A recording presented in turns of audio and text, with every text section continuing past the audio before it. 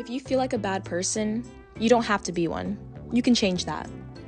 Hi everyone, my name is Naru and this is the Prima Donna podcast. If you aren't familiar with the term prima donna, the dictionary definition of one is a very temperamental person with an inflated view of their own talent or performance. Honestly, you can just listen to the whole Electra Heart album by Marina and the Diamonds to get a general idea of the life of a prima donna. Anyways, I chose to name my podcast this because I am a bit of a diva. However, every day my awareness of my consciousness and my power behind it expands every single day. I made this podcast to express my opinion and experiences on a variety of topics from the point of view of a young, turbulent, flashy girl, but also from the point of view of someone who is God-centered and is determined to alchemize their soul. I feel I'm a person aware of my ego and conscious, and I want others to be as well. I'll go deeper into this into more episodes, but right now, let's dive into the topic of the day. You are not a bad person. Now, you may think to yourself, how would you know? Well, I don't. I mean, obviously, if you've committed heinous crimes that have hurt others, I have no room to say that you're not a bad person. However, I can speak for the majority of regular people who are facing their own demons every day. Bad decisions do not make you a bad person. I feel like I'm a great person to speak on this because I've made a lot more bad decisions than the average person around me does. I know it's hard to take advice from someone who seems like their life is perfect and have never had any mental issues. So, as I've expressed, I'm a very turbulent person and I'm extremely impulsive and hard-headed. So, clearly I've had some issues. Through meditation, I work through this every day and I can say I've improved that part of me a lot. However, before meditation, I was a tyrant. I wanted things my way at the exact time that I needed it to be. If someone didn't agree with me, they were wrong. I was a victim anytime I got called out on my bullshit. I lied to turn situations in my favor. I had an extreme amount of hate, sadness, and envy in my heart. Nothing was ever good enough. However, I wasn't a sociopath. I felt horrible for every disgusting comment I made, or for every poor decision I'd make that would result in pain for me and the people around me. So not only did I feel pain all the time, guilt was one of the strongest feelings that would engulf me.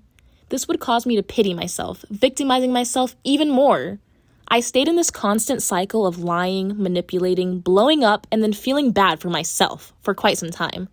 I went through life thinking the world hated me. I was also an atheist at this time, so I had no faith either. I had to get humbled many times in my life for me to finally realize that I was the problem. My biggest enemy wasn't the world. It wasn't my parents. It wasn't the bullies at school. It was me. No one is in control of how you feel or the way you react but yourself. Now, while this may sound utterly obvious and stupid to a lot of you, a lot of people actually need to hear it out loud in order to get it through their head. Half of the people I've met do not take accountability for their actions and stay in the victim mentality their whole life, while the other half already have the sense enough to realize this. I do not remember the exact day, but I do know it was a collection of events that resulted in a second spiritual awakening, which I've had a few, and through exploring your consciousness, you will have many in life. But I simply just decided to change. My outlook on life has changed so much since then. All of a sudden, Nike saying just do it made so much sense. As soon as I started taking responsibility for all of my faults, I started taking control of my life. I stopped feeling entitled to everything I want and started working for what I want. Ironically enough, once I started working towards my goals, everything felt so much easier than when I was just sitting around sulking about how my life sucks. I simply just did it. When you're doing something productive and start to see results, your brain begins to enjoy working. Once you start, it's not even a hassle to continue. 99% of your issues are mental. I'm telling you this because I used to be the type of bitch who would be like, oh my god, I can't help my mental issues. Oh my god, stuff is just like this. I can't change it. Oh my gosh, life is so unfair. Like, I was that type of girl, the victim mentality. No, not anymore. No. I let my mental control me instead of the other way around. I was off the rails, and to whoever's listening to this, you might be too. This is your sign to stop whining about your life and do something about it. Get up and take action. You don't like your grades? Literally study harder. You don't like your body? Well, take the time to make a meal plan and work out. And you don't need a gym to work out, so don't give me those excuses about driving or, oh, I don't have the money to go to the gym. Like, no. You can do YouTube workouts or even TikTok workouts since y'all like to be on TikTok all day and do it in your garage or even your room. You can replace sodas and juice with water. Like, just make little changes in your life that make big changes in your external. I don't know if that made sense, but you know what I'm saying. Like, little changes make big changes. Bad people, or let's not even go that far, unproductive people, or just negative people, are negative people because they don't love themselves. And when you don't love yourself, you will continue to self-sabotage, causing you to hate yourself and everyone else to hate you as well. The way people see you is the way you see yourself. You create the perception of yourself, whether you want to swallow that pill or not. Every external action you carry out is perceived by other people. These external actions are projections of your thoughts. So in order to stop feeling like a bad person or inferior to the people around you, or whatever negative term you want to throw on yourself, throw away the negative thoughts you have about yourself, like, I'm fat, I'm too skinny, I'm ugly, I'm dumb, I'm toxic. First of all, what do you get out of saying this about yourself? Like, what do you really get about, like, I don't understand, but I guess I used to do that too, so I can't judge. But, turn that into, imagine how much better my grades would be if I spent hours scrolling through TikTok studying. Or imagine how much better I'd feel if I replaced every negative comment about someone with something positive. We're in a time period where we can literally look up anything we need in order to improve ourselves. You just need to stop being so stubborn and actually take the advice given to you. Make a conscious effort to change instead of expecting you to change magically one day. I can give you a few personal examples of how I've improved my life right now.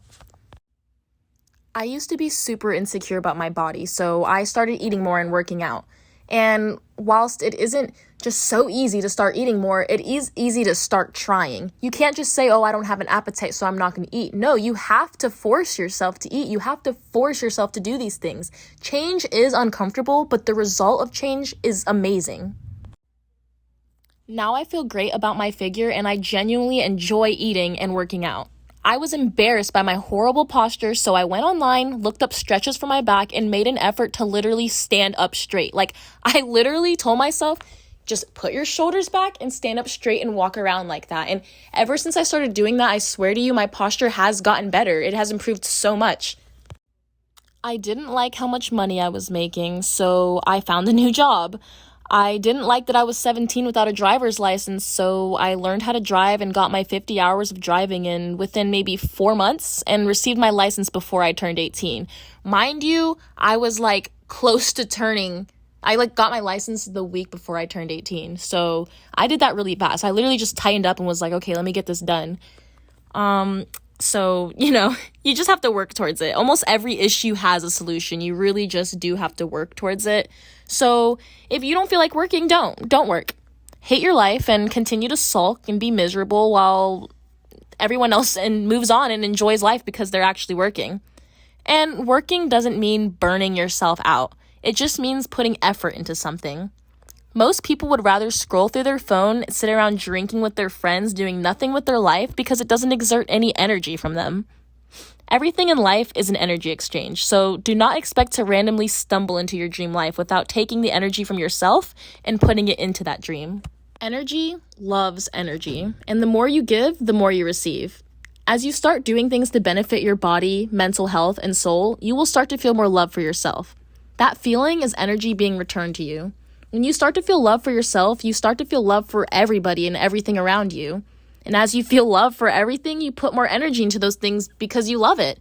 And then in return, you literally get more love. It's a never-ending cycle of abundance in all areas of life that starts with work. Think of it like this. You're a lonely, dirty car at the top of a hill with no gas. Looking down miles and miles down the hill is a gas station with a car wash filled with other happy cars that are always filled with gas and are perfectly polished. You wish you could be that clean car filled with gas. And you can be. All you need to do is lift the brake and then you're rolling all the way where you want to be. That may not be the best analogy, but hopefully you guys kind of got what I was trying to say. My point is, you're not a bad person or a dirty, empty car. This is how you may appear right now, but with a little effort, you can blossom into a beautiful person who sees the beauty in everything else. Not to mention, once you start working on yourself, you become surrounded by other like-minded people, which makes it even easier to continue because you have support.